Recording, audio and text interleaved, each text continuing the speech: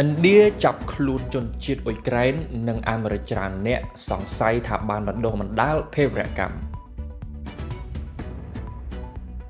V-Active មោទកភាពភេសជ្ជៈកីឡាដំបូងគេរបស់ប្រទេសកម្ពុជាបំពេញនិងរក្សាជាតិទឹកបានល្អហើយឆាប់រហ័ស យោងតាមការចេញផ្សាយរបស់ RT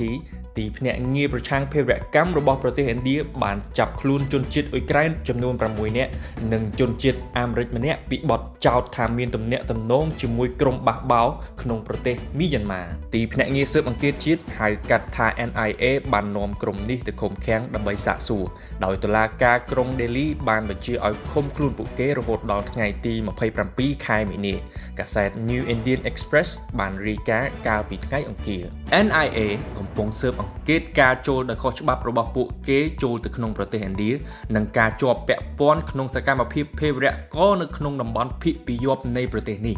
យោងតាមរបាយការណ៍ពលរដ្ឋអ៊ុយក្រែន3នាក់ត្រូវបានចាប់ខ្លួននៅក្នុងទីក្រុងដេលីនិងនៅសល់នៅក្នុងទីក្រុង Lucknow ភាគខាងជើងនៃប្រទេសឥណ្ឌា